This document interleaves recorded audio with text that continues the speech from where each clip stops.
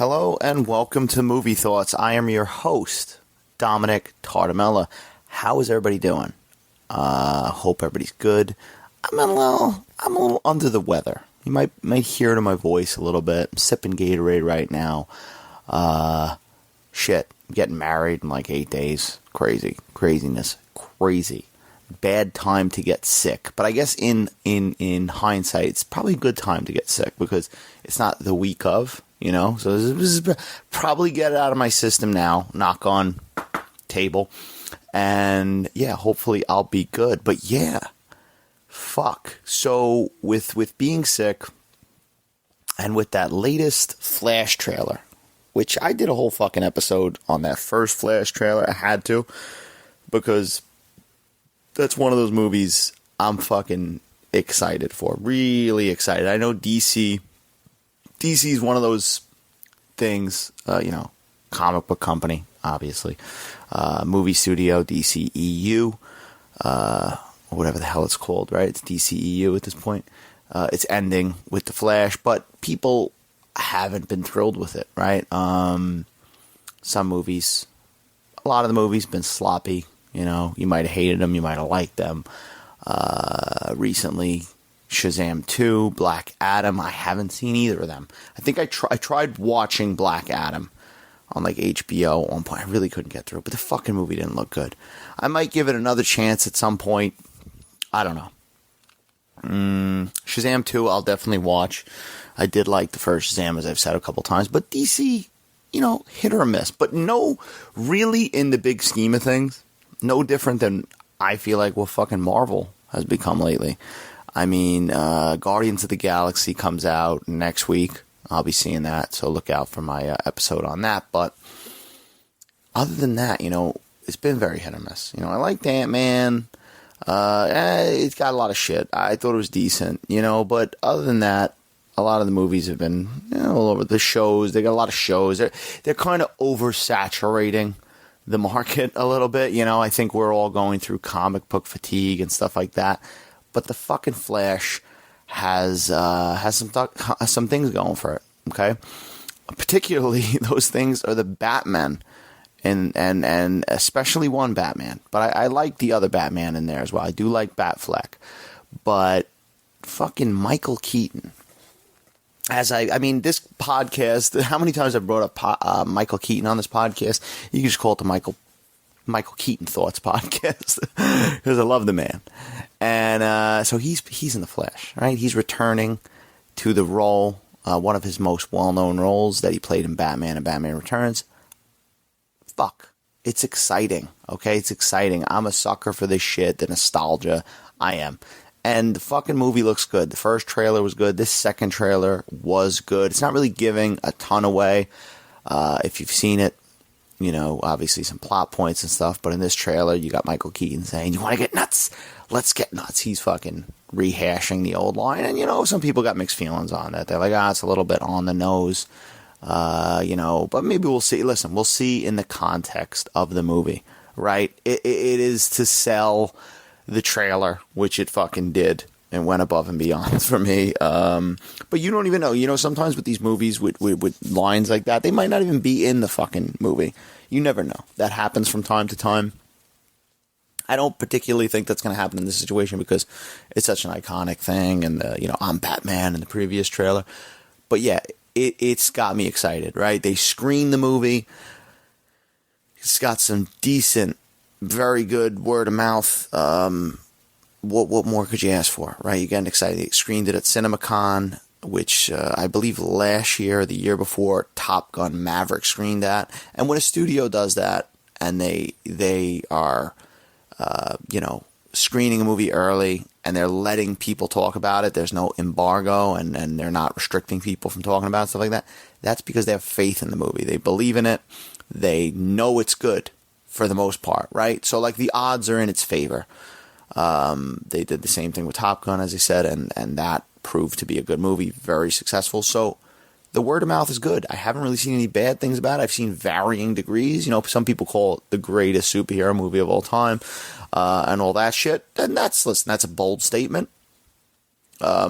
Maybe it is, but it looks good. I like the Flashpoint story, the comic that it's based on. I like the animated version they did of that.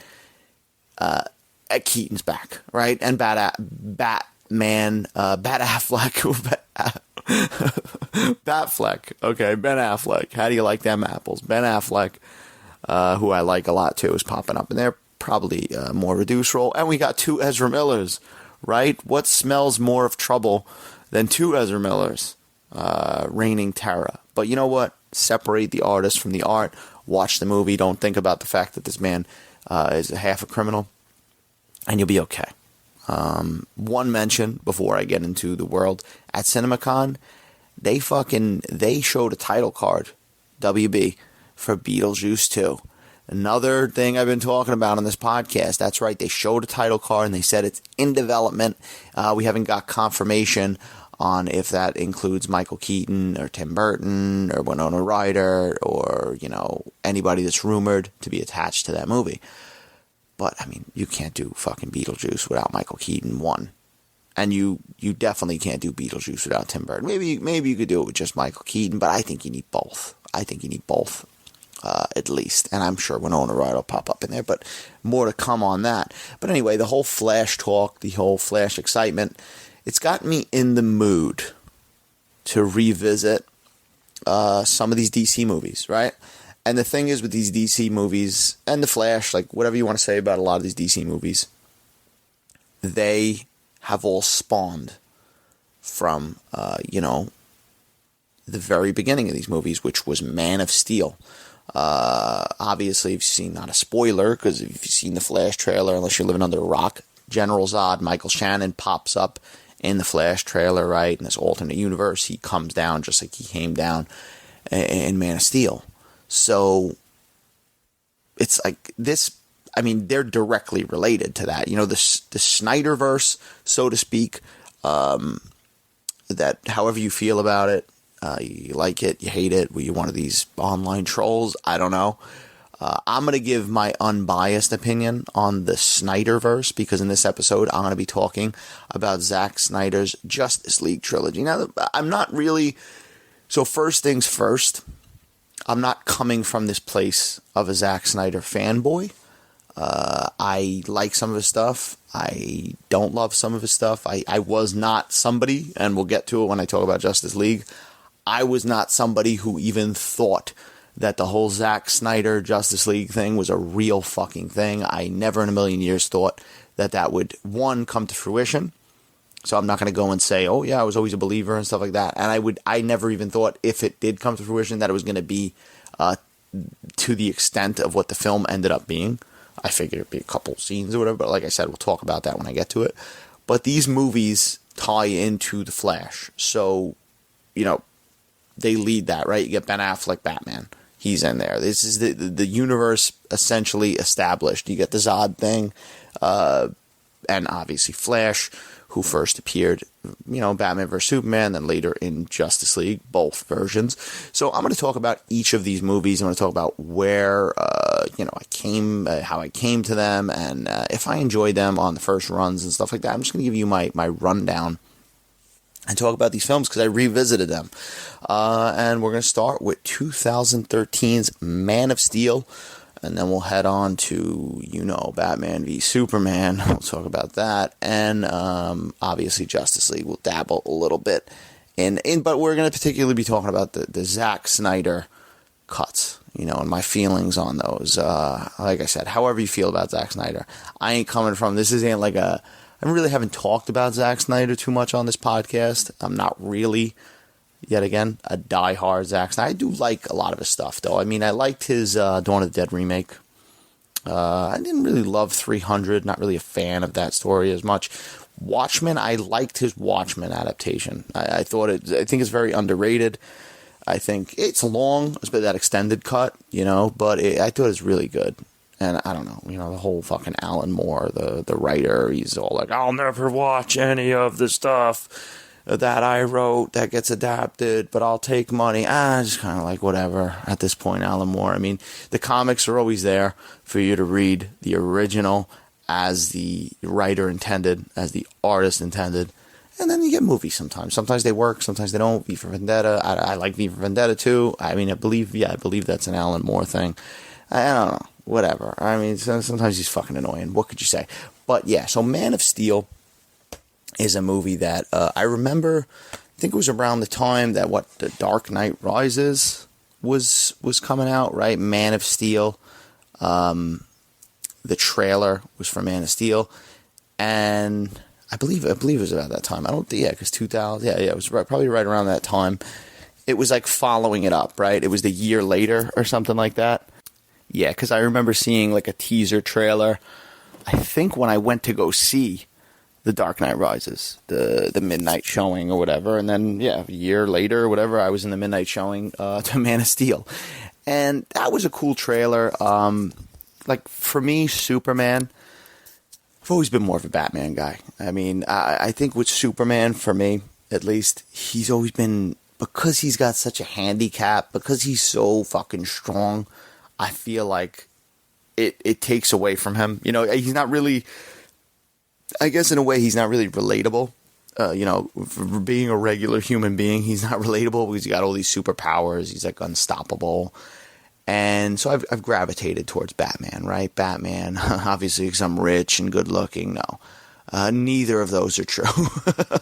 It's because Batman is a fucking dude. He's a guy, right? He's not an everyman. He's rich, obviously, but he represents that, you could be an average person and fucking get some gadgets and have a lot of money, obviously, and, beat the shit out of criminals. And he's got the tragic tale. His parents were killed. And Superman does have that as well. His world was destroyed. His parents fucking sent him away. Marlon Brando, my son. Oh, my son, hello. Now, if you've... obviously, I'm referencing the Richard Donner Superman, and I am a fan of those movies, right? Particularly the first one, the second one, the Richard Donner cut. The third and the fourth one, they get wacky, okay? They get wacky. You get fucking Richard Pryor in the third one. It's like a comedy. You get the fourth one, The Quest for Peace. Then you had Superman Returns, which was such an odd thing, right? I mean, it's funny though. It's kind of not like an odd thing nowadays if something like Superman Returns came out, because, but back then it was kind of like an odd thing to continue a sequel like that, and then like, obviously Christopher Reeves, I believe at that time he's passed away, and he wasn't going to play him. He was, bound to a wheelchair and all that terrible stuff, but to get a sequel that many years later, and it's supposed to be a direct sequel to Superman 2, and pick up, and, obviously they got Brandon Routh, who resembled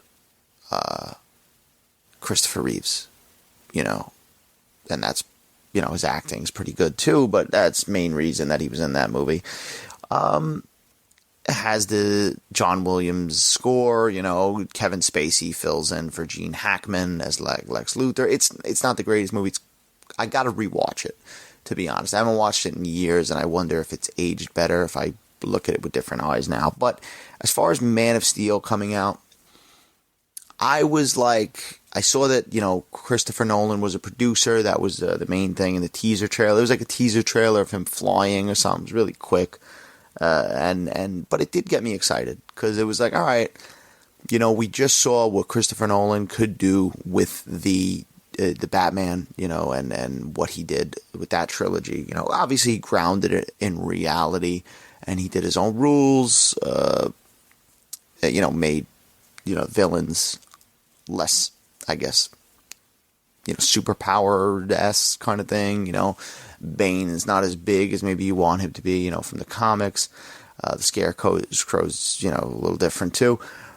Joker, obviously different. But, you saw what he did and that he was involved in this. And then you had Zack Snyder, a pretty good director at that point. You say, fuck, all right. And now rewatching Man of Steel, the more I watch this movie, I like it. I think it's, in my personal opinion, I mean, listen, the Superman, the movie, is going to be a lot of people's, like, Superman movie. Similar to, like, my generation with I think Keaton Batman. I think Batman 89, you know, it's the Batman you grew up with, right? That kind of like resonates in your mind as Batman. I kind of feel like that about a lot of those iconic characters, whether it be James Bond. You know, I'm from the generation of Pierce Brosnan, so the Pierce Brosnan's fucking James Bond. I mean, I really like, you know, Sean Connery. I really like Roger Moore. Of course, I like Daniel Craig. I like them all. They all bring, even George Lazenby, the guy who played him once, and Timothy Dalton. They're all good, but like Pierce Brosnan's always gonna kind of be James Bond to me, right? Plus GoldenEye 64 is fucking badass fucking game. But so I understand people a little bit older than me, they're gonna always gravitate towards the, you know, Christopher Reeve's Superman. It's iconic, you know, the John Williams score. It is something. Marlon Brando, as I joked, you know, as his father and stuff like that. His fucking aluminum foil shirt. It works. It worked for the time. It's definitely dated. I would say it's older than Batman 89. Obviously, it's got, 78, right? So, it's definitely feels a little bit more dated to me than Batman 89. Also, I mean, Batman 89 feels dated too.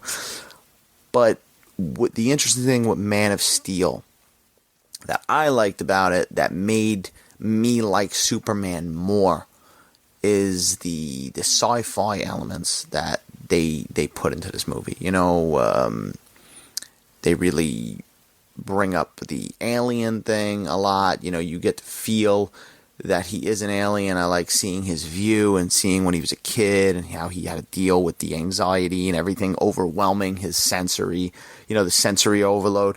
I like all that. It's not a conventional origin as well. They're showing, you know, it's cut up a bit, you know, it's cut up, and some people like, oh, it's a little disjointed and stuff like that. And I could see that. You get some good stuff in the beginning with Krypton, with Russell Crowe, you know, and it's its own little fucking mini movie in the beginning of this movie. You have a rounded cast, right? You got Amy Adams as Lois Lane. Some people don't know how they feel about it. I think she's pretty good. I mean, I was never a huge Lois Lane fan, as I wasn't a huge Superman fan, but I think she does a good job. You got Kevin Costner, obviously, as the Kent father. Diane Lane as Mama Kent. Lawrence Fishburne pops up in there. And then, of course, you got Henry Cavill, who plays a great Superman. Then you got fucking Michael Shannon, as I mentioned earlier, as Zod, who, like, you know, that's the thing. There's a lot of beats. You know, you watch Superman, the movie, there's beats. There's the Krypton beats. And, you know the story. You know the fucking planet's going to blow up. You see Zod, you know, in the first Superman. He's more, you know, prominent in the second Superman. But Michael Shannon's fucking great in this movie. I love him. I will find him, Laura. I love Michael Shannon. He's demented. Michael Shannon's great in serious roles, and his eyes and all he does. And you know what movie's fucking great in? I'll be honest with you. Veering off course, as we always do on this podcast. The Night Before. That Christmas movie with Seth Rogen and Joseph Gordon-Levitt and Anthony Mackie, which is a pretty funny little underrated Christmas movie. I tend to watch it year to year around Christmas time. It's a fun little movie. It's different. It's become a little Christmas ritual that I watch. But he's fucking funny in that movie. He's like the drug dealer, and he's just... his lines in that movie, he's great. And he's just, like I said, he's got the crazy eyes. You know, he's got the crazy eyes. He's a great actor. One of his first roles popped up in like Groundhog Day. Pops up. I might have talked about that when I talked about Groundhog's Day. I probably did. Repeating myself, kind of like Groundhog's Day, right? I don't know. Did I do that on purpose? I don't know. We in the Twilight Zone. But yeah, he's great. As I said, Henry Cavill. I think Henry Cavill, now, I could probably say this is my favorite Superman movie. I know a lot of people, as I said, will probably say the 78 movie. But I think Man of Steel is my favorite, and I think Henry Cavill's my favorite Superman. Yeah, I think he's good. I think he kind of didn't get a chance to shine. You know, that's the unfortunate thing with these movies. Love him or hate him. You cannot take away from the acting Well, and get into that with Ben Affleck too. They are all good. I mean, I'll talk about some weaker acting in Justice League, but like between Ben Affleck as Batman and Henry Cavill, his reign as Superman, his time as Superman, whatever you want to say. I thought he was great. I thought he was good. I think he was likable. I thought he was different. He brought a little something different. He had the charm. He had the look. He had like the fucking chin. Obviously, you want to fucking, Superman's going to look a certain way. That American look with the black hair and stuff like that. The guy's fucking jacked. But yeah, so Man of Steel is good. I love the score by, I think it's Hans Zimmer.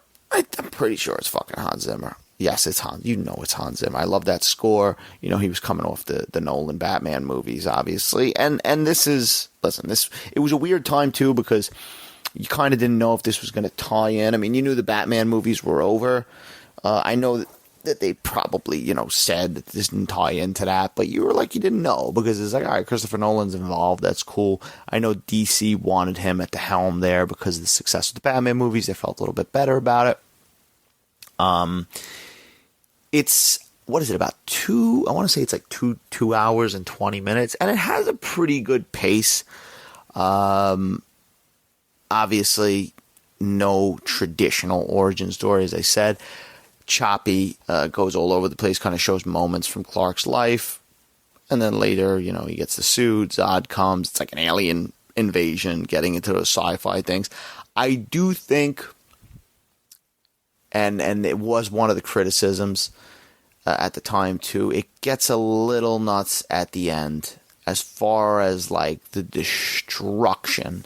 I mean, it's funny because you see it all the time in fucking Avengers movies, and they kind of acknowledge it after Avengers Age of Ultron too, and their storylines, and they're like, oh yeah, there's repercussions for all the damage and people die and stuff like that.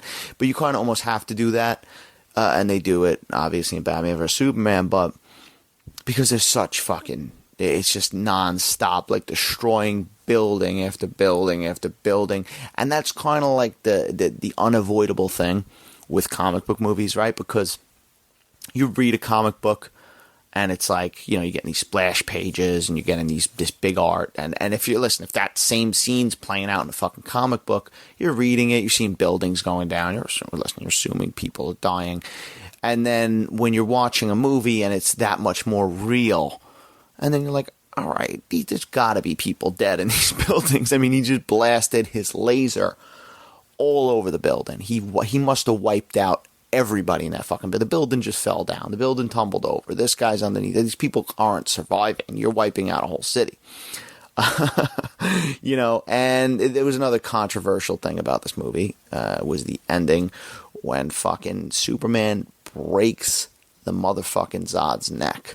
Okay, he snaps it because he's blasting his laser at people, and Superman's like, stop, and he's like, never, or whatever he thinks, he says never, and fucking he cracks his fucking neck and breaks it. And that was a shocking thing. I remember watching that in the theater. I did go opening night, as I said. I came too late. It was a little bit before assigned seats really started being a thing. And I was way too close to the fucking screen. I think it was IMAX 3D, and I don't even know. I don't even know what if I processed what was going on because I was that close. I felt like having sensory overload like Superman, because I think I went blind. I think I dragged my brother to it. My brother's not a guy who loves going to midnight movies. I'll tell you a funny side note. I'll tell you a side note if you're off course about midnight movies.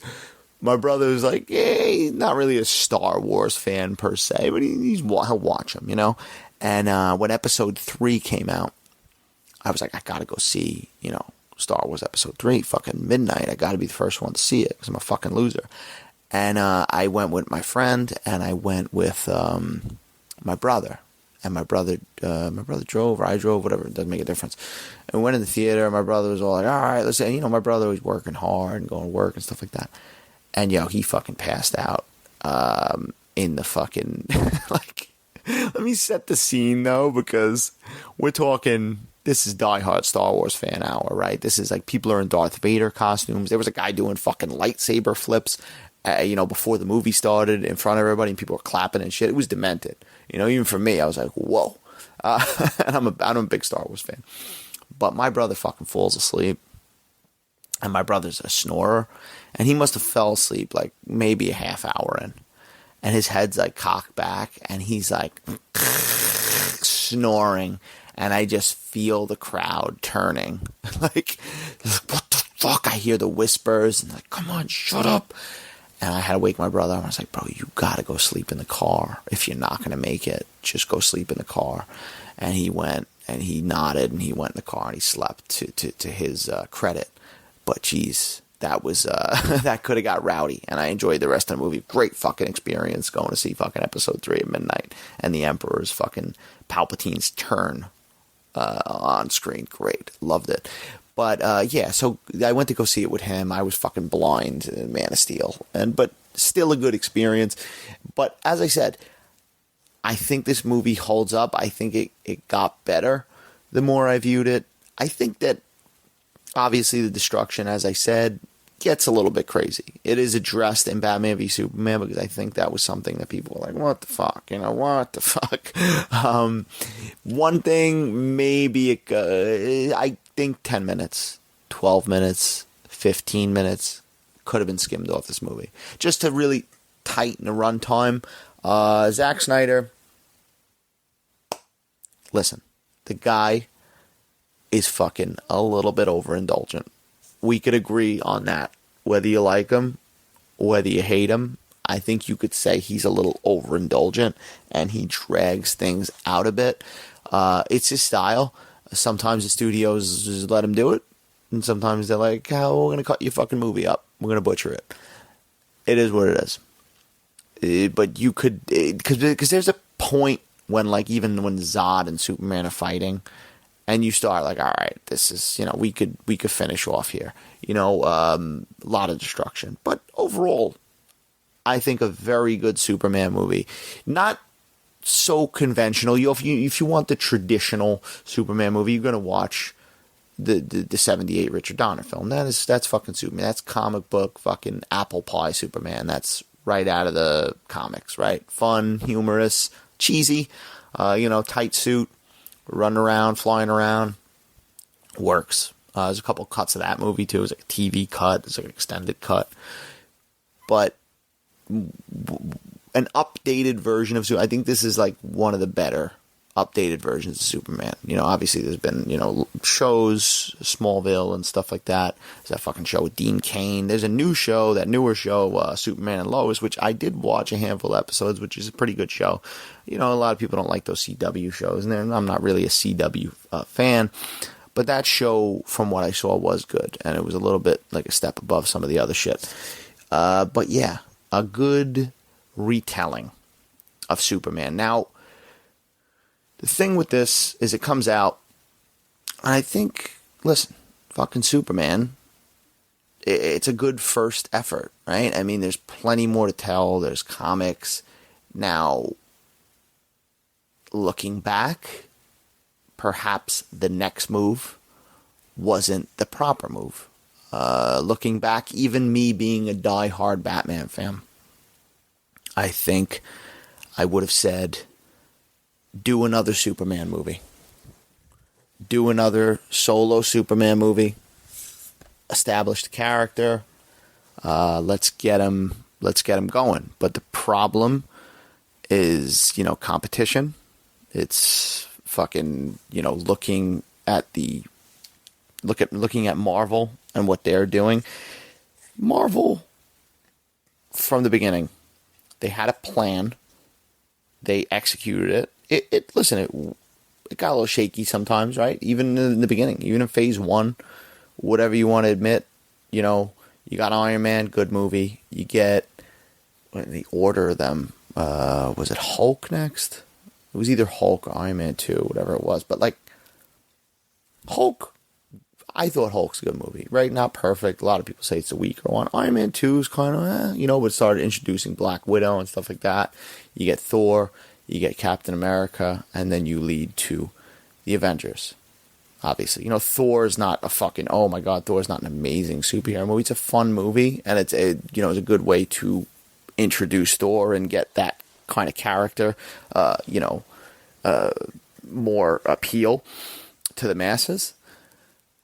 But now DC is trying to catch up with everything Marvel does, right? It's the age-old fucking tale. We've all said it 100 times, thousands, millions, that, DC was trying to catch up with Marvel. And with that mindset, they take this next step.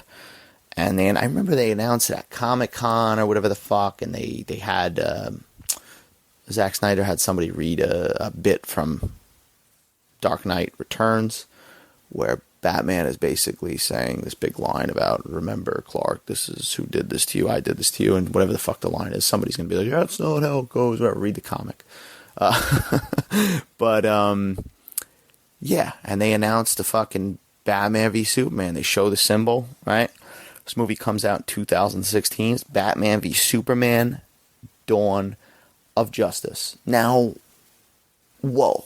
Like, as I said, looking back, fucking Superman 2, Man of Steel 2 probably would have been the better choice. Straight up Man of Steel, and then maybe get to establishing your own Batman. Take your time, right? Because now Christopher Nolan's Batman's, hung on the shelf. But DC, Warner Brothers don't want to do that. Now, as I said, yeah, that would have been the smarter choice, but that doesn't mean when that fucking symbol got shown at Comic-Con, wherever the fuck, I was fucking excited.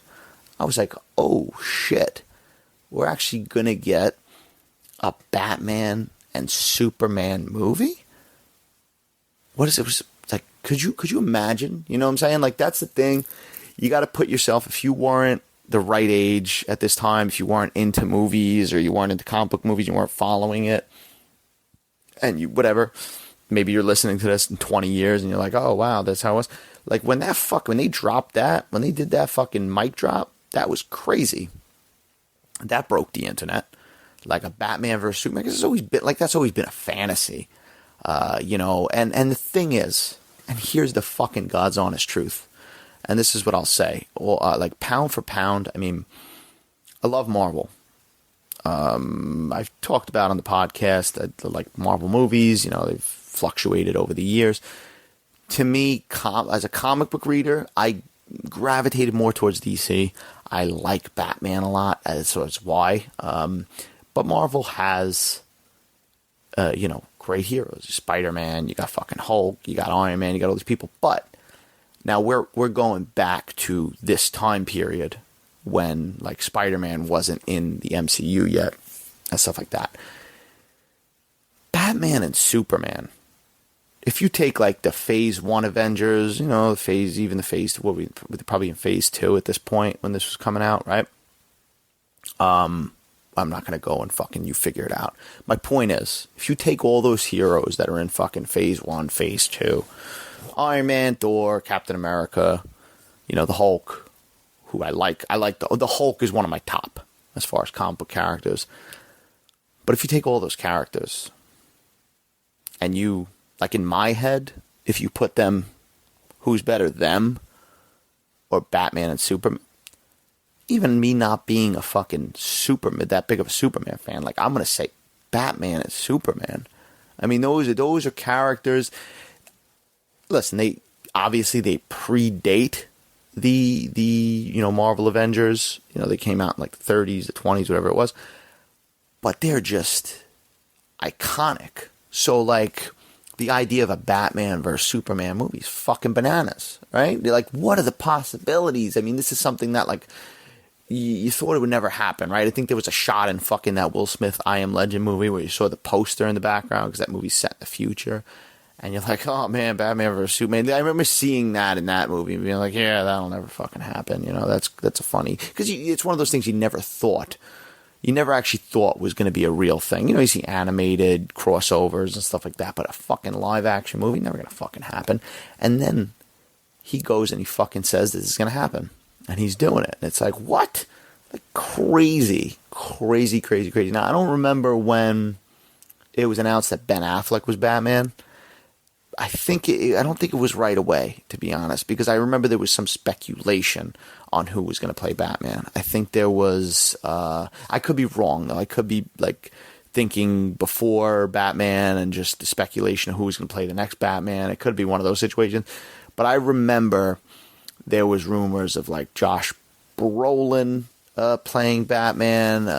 There was rumors of some other actors, some recommendations and stuff like that. And at one point even, who else? There was somebody else that was like, I'm fucking slipping my mind. I'm not going to do the research. I'm not going to do the research because I don't always have to do the research on this podcast because sometimes I go off the top of my head and I don't make any fucking sense. But whatever. But yeah, I remember that was a crazy time. And who was going to play Batman? And then they do announce, Ben Affleck. And it's like, oh shit. Like, I like Ben Affleck. Ben Affleck's a guy too that, he was in that fucking Daredevil movie years ago. And he had his kind of career ups and downs, right? He did his Good Will Hunting. He got famous. He got popular. He got rich. He did Reindeer Games. He did Daredevil. He fucking falls down the ladder, right? And then all of a sudden, he picks himself up. He starts directing. Boom, boom, boom, boom. And now it's like right when he's like at the peak again, boom, I'm going to play Batman. So that was a cool thing. I mean, I always liked Ben Affleck. I don't know how a lot of people feel about Ben Affleck. I always think he's a good actor. I always liked him. I know, like, I hear my mother hates him. I don't know. She just doesn't like Ben Affleck. She's like, she's him on TV, and she's like, I don't like fucking Ben Affleck. I don't like whatever. I like him. I like him in the fucking Kevin Smith stuff. Maybe that's what it is. I like his humble beginnings. Okay, Good Will Hunting, him and Matt Damon. I like their friendship. There was a lot of memes. I remember memes or whatever at the time that Matt Damon was going to play Robin. I don't know. Obviously, joke. Matt Damon, Team America. But yeah. When Ben Affleck got cast, I was like, all right, this could fucking work, right? We're going to have an older Batman. This was a movie, like, that should have been a Batman versus Superman movie, or Batman and Superman, whatever, fucking Batman v Superman. This should be a movie that's, like, loved by the world. With a title like that, with those two iconic characters, and that's the biggest problem I have with this movie. Anybody who hates this movie, I'm gonna sit there and I'm gonna hear you out because I partly agree with you. But that's the big thing for me. Like, there shouldn't be a movie where you have the Avengers, who are essentially, that's the thing too now with time and everything. Everybody knows Iron Man, but like those were kind of B characters. Iron Man, Thor, obviously the Hulk was a little more popular and stuff like that, but like Hawkeye, Black Widow, Captain America is one of the bigger ones, but they were essentially B characters before, like Marvel, the movies and the cinematic universe made them into those mainstream fucking characters.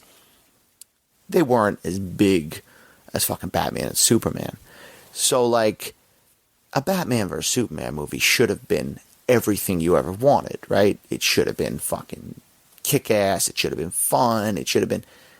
And that's not the fucking movie we got. That is not the movie we got. I was excited for this movie. This was like a buy the soundtrack for this movie excitement. And I've done that a couple times. I mean, I do that with Star Wars movies sometimes. I'm not going to lie. John Williams, he doesn't disappoint. But, I think it was like Hans Zimmer and Junkie XL, or I bought the fucking soundtrack. I bought posters. I bought the one that was like Batman's face with the fucking Superman symbol over it, and then the other one was Superman's face with the Batman symbol over it. I fucking had them hanging on my wall because I was like, Batman versus Superman. I liked Man of Steel enough, and I liked Henry Cavill's performance enough that I was like, shit, like I like that. I like what that was doing. Now we're gonna get Ben Affleck in there. And then I heard fucking Jeremy Irons is fucking Alfred. And it's like, what more could you want? The world is working out. Then you go see this movie. That's the thing. I've been disappointed before. I mean, your life, the older you get, is filled with disappointments. I mean, it happens, right? Not to be a negative person. But you get disappointed and you learn and shit hurts. And as a movie fan, you get those same experiences, right? One of the early experiences for me when I was like fucking slapped in the face was Spider-Man 3. Sam Raimi Spider-Man 3. I was probably 19, 20 at the time. The Spider-Man movies were like, and yet again, I like to get back and make myself feel older than I am, like I'm fucking Yoda telling stories, or Obi-Wan Kenobi.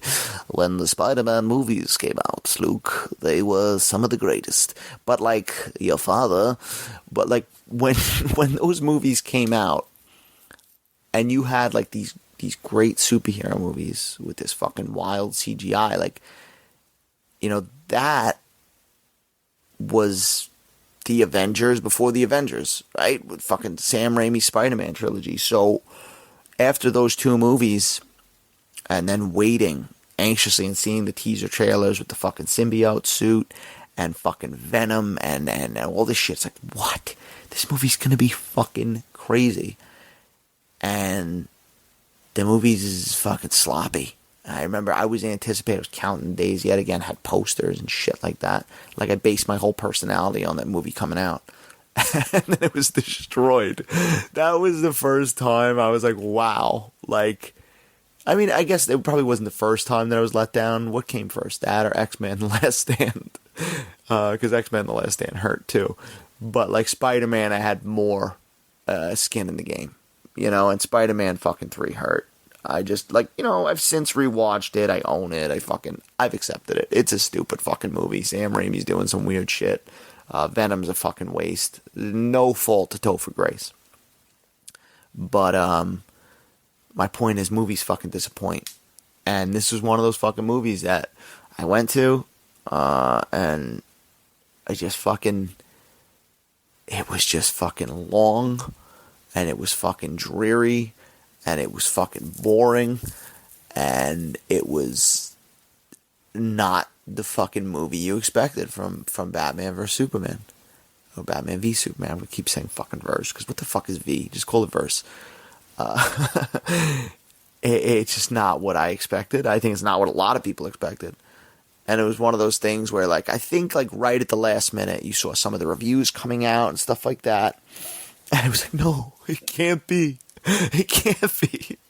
And it's just, man, I wasn't, like, I mean, I was around for the Phantom Menace, but I also was young. So, like, I was, when the fuck Phantom Menace comes out in 99, I'm like 10. And I was a fairly new Star Wars fan, because I got into them when the special editions came out. And so when Phantom Menace came out, I was just like excited for new Star Wars, but I didn't have like the lifetime, addiction to Star Wars that, I later had, like when, let's say, Force Awakens came out, which I didn't have any real disappointment. Force Awakens was a good experience for me. I'll get into that some other time when I talk about Star Wars, but when Phantom Menace came out, there was that deflating, like, people were like waiting on fucking line and shit, and Batman vs. Superman didn't have that kind of, groundbreaking thing, but it was fucking disappointing. It was disappointing. It was just, it's overlong, right? It's like, it felt like felt like shit was cut out. Now, we come to find out that shit is cut out. So the movie's later released on Blu-ray, with a half hour reinstated into it. The Ultimate Edition, as they call it. 30 more minutes. Now, I haven't watched the original theatrical version in years. And I probably won't watch it anytime soon. Unless I get it, or maybe I'll want to do a comparison or something like that, I'll watch it. And the reason for that being, and I just said that 2.5 hours was bloated and slow, is because it's such an interesting thing, right? Because the reinstated stuff in the extra half hour, the 3-hour version, it makes this a better film. It explains stuff. It fills you in on shit that was cut out. It makes characters' motives and shit like that make more sense. But it still, like, misses the mark overall, I think. I think this is one of those situations where, like, I don't know, Zack Snyder was maybe trying to do too much. There's good stuff in it. That's the thing. I just rewatched it like a few nights ago, so it's fresh in my mind. There's good stuff in it. Like, the stuff that's good fucking works. You know, I like any time that Ben Affleck and Henry Cavill are talking, whether it's as Clark Kent and Bruce Wayne or as fucking Batman and Superman, they work. The score is great. You know, listen, visually, Zack Snyder, you can't knock the guy. The guy makes some fucking good-looking movies, him and whoever the fuck his cinematographer is, and he makes some fucking good-looking movies. You know, especially the pages. They look like they're pages from comics. You know, these battles and stuff like that. Jesse Eisenberg as fucking Lex Luthor, though, does not work for me. And it's so funny because it's one of those things that, like, I'll always go back to a movie and maybe I'll like something a little bit more or I'll like something a little bit less. As I said, Man of Steel's always kind of grew on me more and more. I never disliked the movie, but every time I watch it, I'm like, I like this movie. This is a good movie. It doesn't get enough credit. But, like, that Jesse Eisenberg performance does not work for me. To me, he's in a different movie. He's in a different movie than everybody else, and he's just doing his own thing. And I think that hurts the film. I mean, I'll be honest with you, it makes me fucking, like, it stops me from watching the film sometimes. You ever do that as a movie fan? You want to rewatch a movie, and then you're kind of thinking about it in your head, like, oh, I want to watch that scene. I like that. That scene makes me feel a little fuzzy inside. And then you get a scene in your head maybe that makes you fucking like, ugh. And you're like, I'm not watching that fucking movie. Jesse Eisenberg in this movie, I like Jesse Eisenberg as an actor. I think he's good, like The Social Network and shit like that, Zombieland. But, like, in this movie, he just doesn't work for me. And he kind of stops me. He stops me from watching the movie sometimes. His long hair, his antics, his sticking a fucking Jolly Rancher in somebody's mouth. You know, he's kind of like, you know, he's kind of playing the fucking Mark Zuckerberg guy, you know, just doing a different version of it. You know, an evil fucking murderous version of it. To me, he's not Lex Luthor. I don't feel threatened by him. And that's the thing about Lex Luthor, like, he's not like a superhero or anything like that, but you want to feel like a presence, right? You want to feel something. You want to be a little scared of his power, right? I don't feel it with Jesse Eisenberg. He just feels like this wimpy, kind of like bratty fuck. And it's annoying. And I don't think it works. And it takes away from the movie. The action scenes, there's a lot of build-up. And we'll get to that with Justice League, too. There's a lot of fucking build-up in these Zack Snyder fucking movies. And as I said, at 3 hours, it's a better movie. It's a more complete movie. It makes more sense, but it still doesn't work. You know, there's a lot of build-up. There's a lot of bullshit as an audience member watching a fucking superhero movie you don't care about. You're sitting there like, I don't give a fuck. I want to see Batman versus Superman, or I want to see Batman and Superman. I want to see more of this shit. I don't want to see them, you know, in another country and this and that. I just don't want to see it. They're throwing a lot of shit at you, but they one of the main things I remember being in the theater and being like, fuck this. Which it's still goofy. It is still fucking goofy. You know, yet again, they're trying to play fucking catch up. And, you know, they gotta start getting some of the Justice League out there. Because they got Batman, they got Superman. Listen, they did the thing with Batman. Batman's been fucking established 38 times. So that you could throw Ben Affleck and be there, and hey, I'm an older Batman. I got a little gray hair, and maybe Robin got beat to death with a pipe, like in the comics. Read that fucking comic. It's fucked up. He's easier to throw in there, right? But then you get to a point where you got Gal Gadot. Or Gal Gadot. How the fuck you say her name? I'm going to do this forever because I never look it up. I'm just going to call her every name. Wonder Woman. She pops up. She's Diana Prince. She's fucking Wonder Woman. Gal Gadot. She's obviously known for the Fast and the Furious movies before this. I think she's got the look of Wonder Woman. I could stomach her. I do not think she's a very good actress. It's not about her accent or anything like that. It's just like her line delivery and the believability when the lips are moving and the words are coming out of her mouth. I don't like it. Like I said, I can stomach her. I'm not going to get into the Wonder Woman movie. I thought the first one was good and stuff like that. she works with I feel like with heavy editing she works, but she's not really a good actor. She's in there, she's doing her thing. She's a pretty face, you know. She has, as I said, she looks like Wonder Woman. Now, more so than her, you know, we're going to talk about the fucking wacky introduction of the other characters. Because on a hard drive somewhere, we got video footage of the Flash, you know, Ezra Miller with long hair, pre his crimes. And then we have fucking Arthur Curry, Aquaman, Jason Momoa, in a fucking in an ocean going at the camera, and then Cyborg probably gets. I'd say Flash, I guess, gets the most like a normal kind of version, but like Aquaman's is ridiculous. He's like swimming at the screen. It's so like I remember being in the theater and being like, "What the fuck? Like really, this is what they're doing to jam it?" It was like a spoof at that point because it was like they're jamming it down your throat, and especially in that 2.5 hour version, it's like thrown at you. I think. As I said, there's action that's good in here. Listen, even the Martha thing, people shit on the Martha. Martha was an easy target. You know, I definitely made fun of it from time to time back then and stuff like that. But really, when you watch it in the context of the film, it's not the worst idea. I understand what Zack Snyder was doing. I understand what they were doing. Okay. He. It's not that I understand the whole joke about, oh, yeah, our mothers are named Martha. Did we just become best friends? I get it. It's kind of silly, but when you really watch it in the context of the film, it does work.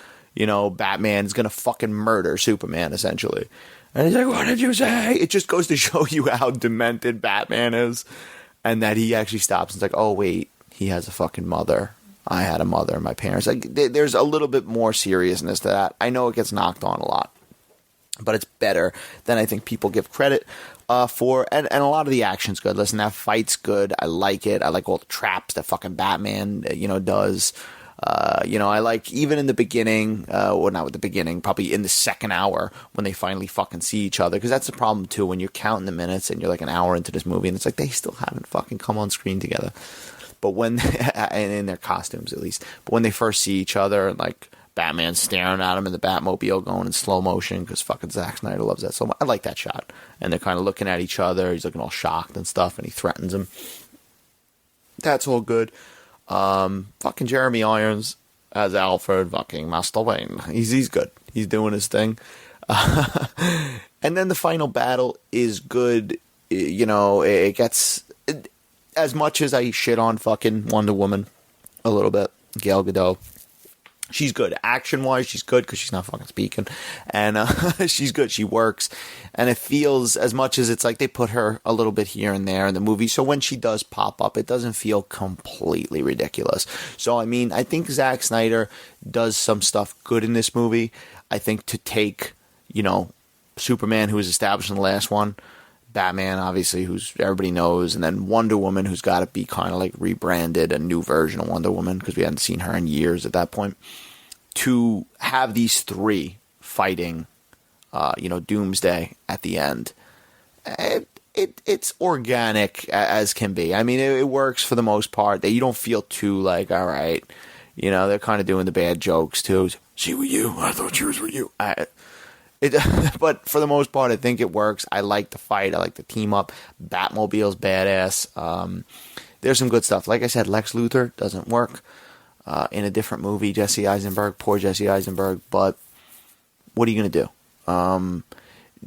I'll still always go with the extended version, though. I think it's just a more complete movie. But it almost feels like a chore watching it, too. It's like you're watching it, you're trying to get to the good stuff, and it's like, all right, you know, it takes a while. But yeah, so we get Batman vs. Superman. Doesn't fucking do good critically, as I said. Doesn't get the reviews, and unfortunately, it doesn't make the fucking money that it should. You know, especially with the names Batman and Superman. It's like a Batman and Superman thing. As I said, movie should make the most money ever. Like right there, everybody's known them forever. Old people know them. You know, like everybody knows. I'm not shitting on the old community, by the way. I'm just saying that they've been around forever. So, like, even, you know, somebody's elderly grandfather is going to know who fucking Batman and Superman is. Where maybe an elderly grandfather's not going to know who Yoda is. You know, they're not going to realize who Yoda is, something like that. But Batman vs. Superman's been around forever. The names alone should have cemented this as, like, one of the top grossing cinematic movies, you know?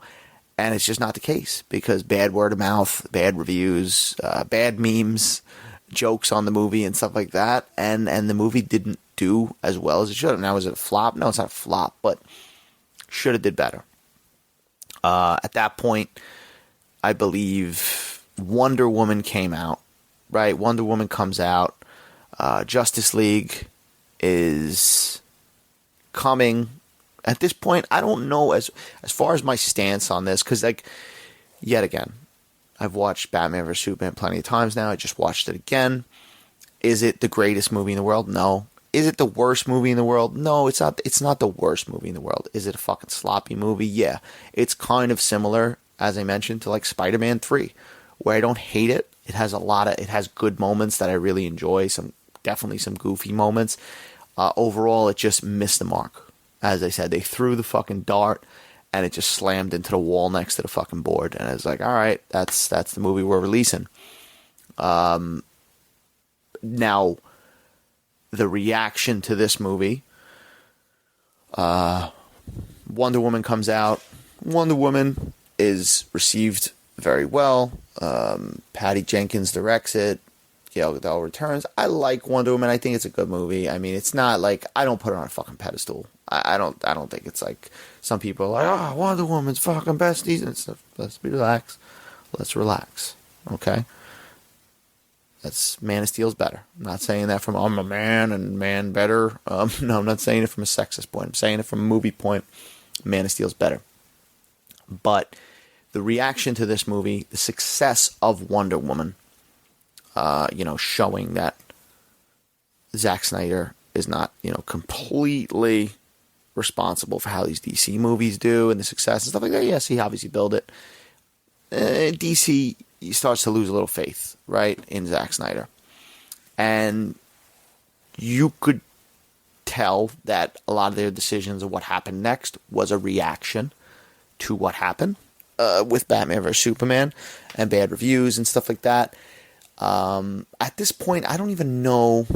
I mean, as I said, I kind of accepted Batman vs. Superman. I don't even know at this point how I felt about Justice League, like leading up to it. I knew it was coming. I knew it was being made. I was kind of like, this leaves a bad taste in your mouth. Batman vs. Superman being as inconsistent as it is, leaves a bad taste in your mouth. And it left a bad taste in the studio's mouth, the powers that be. And it has stories. I'm not going to get into the stories of everything that happened, right? Some of them are like, they wanted the movie, he came at them with a 4-hour version at one point. Probably not the particular version we got with the Zack Snyder cut, but they wanted him to cut it down to 2. There was obviously fights and this and that. Zack Snyder suffers immense tragedy. His daughter commits suicide. Terrible thing. He leaves the project. I don't know. I've heard the mixed things. He came back to do some stuff. Then Joss Whedon is brought on, and they do, and then Joss Whedon kind of takes over. It's since come out that it's kind of like was against Zack Snyder's thing, and then Joss Whedon was only supposed to do rewrites at first. Whatever the fuck happened. So obviously Joss Whedon did Avengers Age of Ultron. He'd done a bunch of shit like Buffy the Vampire Slayer, comic books and stuff like that. But I think I remember being a little bit hopeful when hearing something like that, because I was kind of like, all right, I didn't love Batman vs. Superman. Maybe like, this whole Joss Whedon thing, he's pretty good. And I like Avengers, like Avengers Age of Ultron for the most part. And, that movie, I remember seeing it.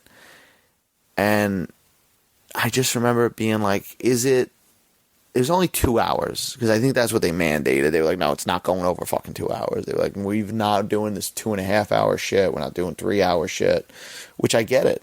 Like I said, you do a 3 hour movie or a 2.5 hour movie and people don't like it. And I get the studio's opinion, to a degree. Were they right? That's up for debate. But I remember being like, this movie's sloppy. I mean, I remember seeing in the theater the theatrical cut of Justice League and thinking it was sloppy, thinking it was kind of cheesy. It was yet again just more of like the throwing shit, so much shit at you. There was also that feeling of, really trying to have that Marvel feel, whether it be the humor and that's the thing too. It's like Zack Snyder's movies have a darker tone, and then find the happy medium. But I think that the Joss Whedon version was more like, it's really trying to be more lighthearted and really have that Marvel feel. And it just didn't work as a movie, but it was what it was. I think I honestly was like, all right, well, it's probably an easier movie. I think afterwards I was on the side of it's an easier movie to stomach than, Batman v Superman. It's lighthearted. I was like, all right, it's all right. It's all right. And whatever. At that point, who fucking knew what was going to happen? But this crazy shit starts up, and that is the Snyder cut. Zack Snyder was teasing shit about this movie. One thing that was disappointing, I remember seeing the Justice League, and you expect black suit Superman, right? Because in the comics, when he comes back from the dead, he's got black suit. He's got fucking long hair at one point too. But I think at one point, like on Twitter, I remember Henry Cavill fucking posting like a tease of the black suit before the original one came out, and then all the shit happened. The original one came out, and no black suit. There was also Mustache Gate, or whatever the fuck, no Mustache Gate, where like Henry Cavill was doing Mission Impossible with a mustache, and they made him, they CGI'd the mustache out the scenes, which is ridiculous, and it looks terrible. And it looks like, I remember seeing it in theaters, like, it doesn't look that bad. It looks fucking terrible. It just doesn't look good. His teeth look funny. I don't even know what the fuck they were thinking. But yeah, the no black suit. And that was like something that was one of the first things where I was like, maybe there was a different version of this that didn't make it, because that was something I was expecting in the film, and it's not there. And then you get this Snyder cut shit. And I remember seeing, and I stress Snyder cut shit, because that's kind of how I felt about it at the time. I was kind of like this. I was disappointed by wherever that went. I felt like all of Batman vs. Superman should have been better. I felt like Justice League should have been better. And I was just disappointed. And I just didn't care anymore. It was kind of like that. And then you start hearing this Justice League, Zack Snyder cut, releases Snyder cut. And then, Zack Snyder's feeding into it. And I always thought it was a crock of shit. Like I said in the beginning of this podcast, I thought it was a crock of shit. I thought, if anything, there was a couple scenes, and it was like, this is not going to equate to anything. It's bullshit. It's bullshit. It's bullshit. Fucking whatever. Movie's 2 hours. What are they going to do? They're going to give us a 2 hour, 20-minute version now. That's kind of like the Batman vs. Superman extended cut, and it's going to have fucking this scene or that scene. It's not going to do anything. Maybe make a little bit more sense.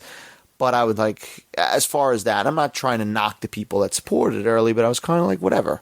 It's probably not real. It's probably not going to make a significant change on the movie.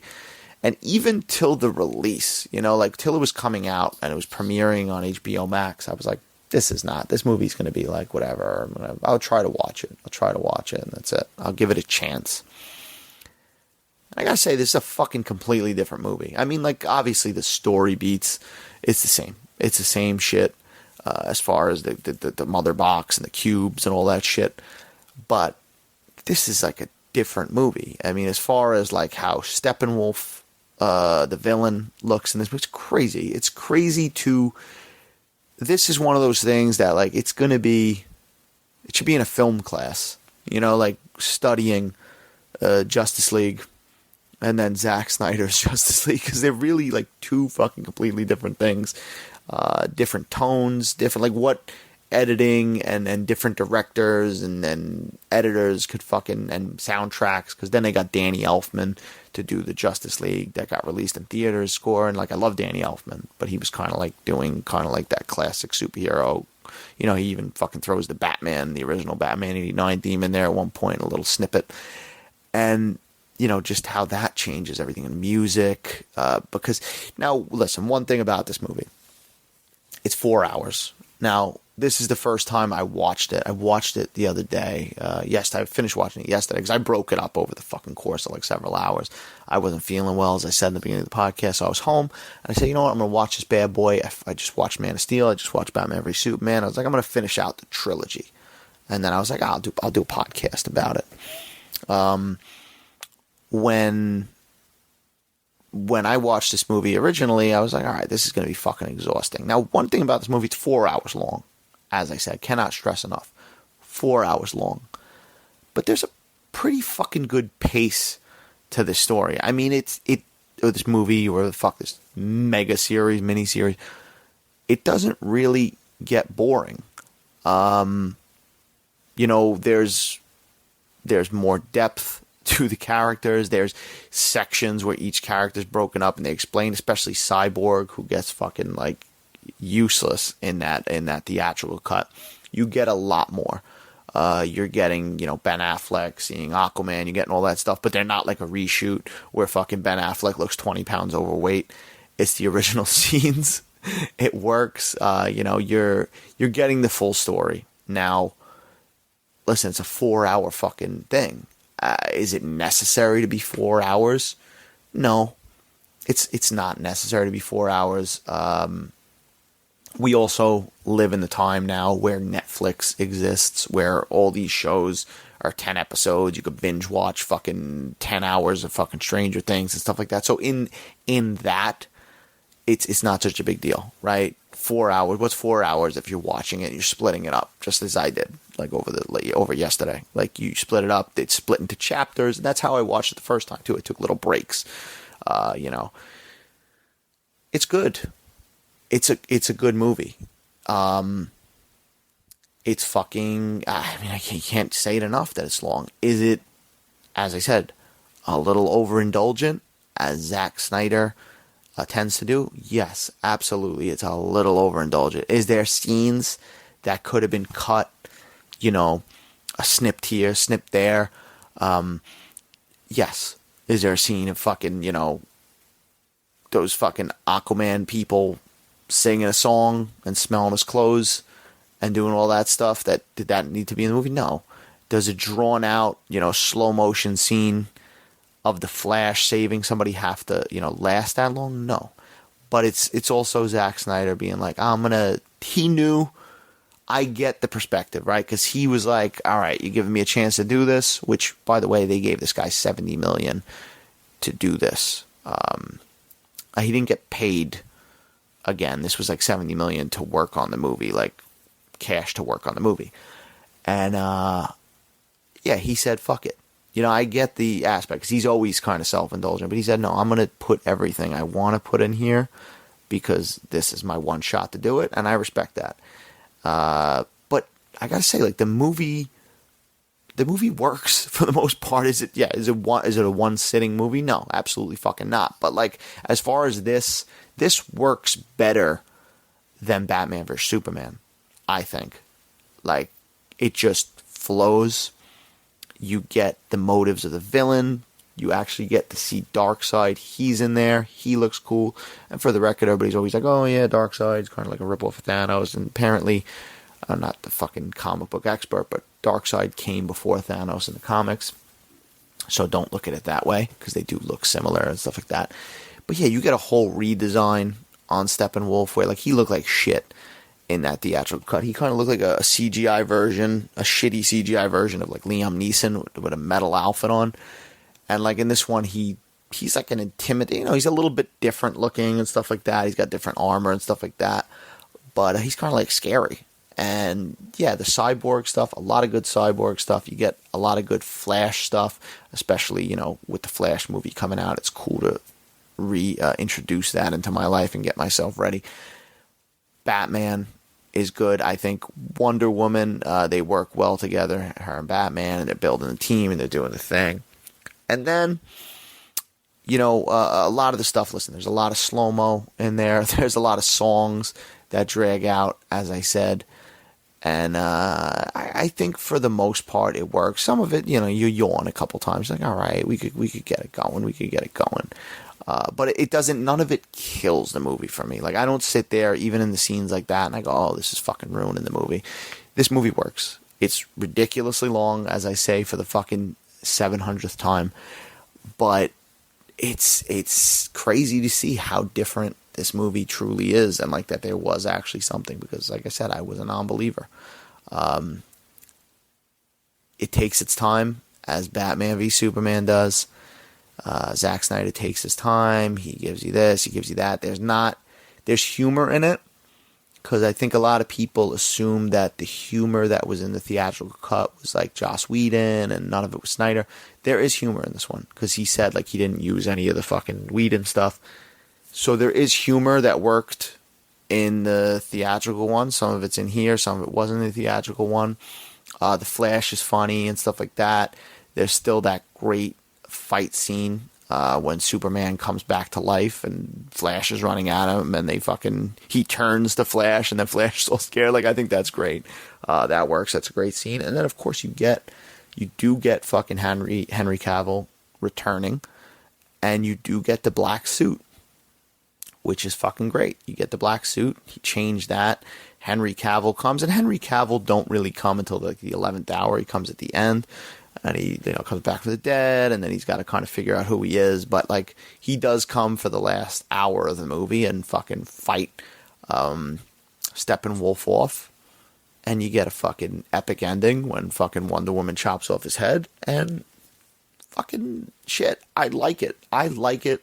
I enjoy this movie. It's obviously not a movie you could just pop in and be like, I'm going to do a quick watch of this 4-hour movie, but it's good. And I think when watching it, listen, there's some stuff that's a little bit, as I said, Zack Snyder was like, fuck it, I'm doing it all, I'm putting it all in. There's Martian Manhunter stuff in there that kind of feels a little forced. It feels like he's just, throwing this stuff in there because he's like, I'm going to do it. I'm going to show the fans what they could have had. I'm going to get them salivating. Maybe they'll start another campaign. I'll get Justice League 2. And the fucking endings, which out of the 75 endings this movie has, because it does have 75 endings, it's like one after the other. You're getting Lex Luthor, you're getting Deathstroke, Joe Manganiello, whatever the fuck his name is. And then I like Joe. And then you're getting Martian Manhunter with Batman, and then you're getting another one of those nightmare sequences. And this time, Jared Leto, who I fucking hate. I hate, not that I hate him as a person or anything. I think he's in some pretty good roles and performances. I don't like him as a Joker. Hate him as a Joker. He's in a quick scene at the end of this movie, probably the best you'll see of him as the Joker, but it's still not very good. It kind of takes me out of it. But Batman drops an F-bomb and says that he's been dead inside for years. Relatable to this guy. Relatable to the podcaster here. Yeah, it works though. It works for the most part. Now, should a movie be fucking 4 hours? Should a movie be broken? I mean, I don't know. Like I said, now we live in a time with streaming services and 8 episodes, 8 hours, and this and that. So you could delve into it. You could have the time to sit home and watch it. This is not a fucking movie theater movie. You don't want to go sit in the fucking movies for 4 hours. I mean, the most I did recently was probably when Irishman came out. I did see it in a theater first, and it was 3.5 hours. But yeah, not doable for a lot of people, and I get that. But I think it works. And I think as far as like the trilogy goes, when you watch them, and if you haven't revisited these movies in a while, if you watch them back to back, to get ready for Flash and stuff like that, they work. They work as far as trilogy. Even Batman vs Superman sandwiched in the middle as the meat patty in the buns that are Justice League and Man of Steel. You get the overall story that Zack Snyder was trying to tell. There's definitely some weak stuff in there. There's definitely some stuff that doesn't work. But overall, I think he did a good job. Now, like, will we ever see anything else from this Zack Snyder, Justice League, Snyderverse universe? I don't think so. I think that's it. I mean, the time's just going to go on. Now James Gunn is at the helm of DC, and he's going to reboot it. I think the final was a Flash. So as far as DCEU continuations, we got this, we got Flash, we got Aquaman 2, which who fucking knew that was still coming? Aquaman 2, which I didn't hate the first Aquaman, but at this point, do you got anything else? I don't know if there's one. Oh, the Blue Beetle movie, which is kind of its own thing too, but like now you're gonna have rebooted DC, where it's gonna be more in line with like the Batman, the Robert Pattinson, stuff like that. I guess set in that world or set in the world of that nature. So, it's pretty much goodbye, and obviously Henry Cavill's not playing Superman. It is what it is. I mean, maybe, I don't know. There's always these crazy rumors that like, oh, Netflix is going to do the fucking Snyderverse. I don't think it's going to happen. I don't think DC is going to just give their shit to Netflix. I can't see that happen. I mean, it's possible. I'll believe anything. After the Snyder cut became a real thing, it was actually something different, I'll believe that something is possible, but I don't necessarily think it's going to happen. But yeah, this is an interesting take on all these characters. I think it's darker take. As I said, some stuff you're gonna love, some stuff you're gonna hate. It is what it is, right? But importantly, leading into the Flash, I think these 3 movies are kind of like essential watches, to really appreciate the whole story. As I said, you're getting Batfleck in the Flash, you're getting Ezra Miller, and Keaton's returning. I got to revisit the Keaton Batman movies too before that movie comes out. So I may do a podcast on the Keaton Batman and Batman Returns and their impact on me and stuff like that. But it's such an interesting thing. I mean, it's like unfortunate because there is good stuff in these movies. And, that's the way things are, though. If, like, movies don't make the money and they don't get the success, they don't get the critical, appreciation, then they're like, all right, we're throwing it away. I mean, Zack Snyder kind of got fucked. It's nice that, especially with the real-life tragedy and stuff like that, that he got to make the movie he wanted to make, and he kind of got to put a little,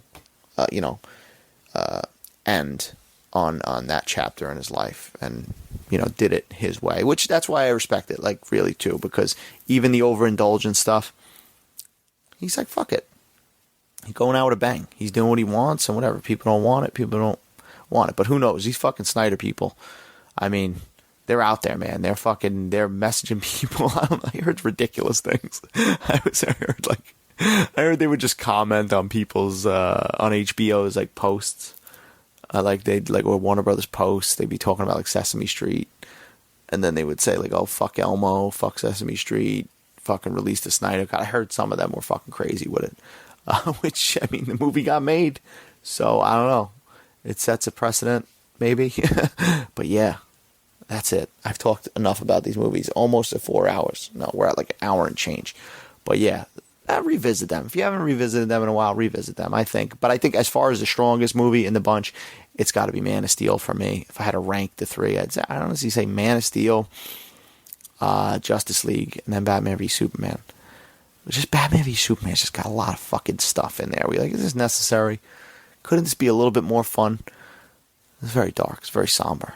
But that's it. I'm getting out of here, guys. Thanks for listening to the podcast. If this is the first time you're listening to the podcast, welcome to the Movie Thoughts podcast. And this is what I do.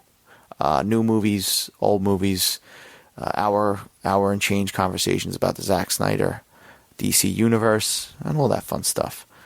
Check out the other episodes, what I do recently, Super Mario Brothers, whatever. It's the Mario Brothers, what else did we do? We did Evil Dead Rise. We did, I forget, I see so many fucking movies. I'm like, what else did I see? Beau is Afraid. Jeez. Go back and listen to my episode on Beau is Afraid. Did you see Beau is Afraid? Did anybody else see Beau is Afraid? Did it even come out? Is it just something that happened in my brain? I don't know. Is it a nightmare? It's a reoccurring nightmare. But yeah, that's it, guys.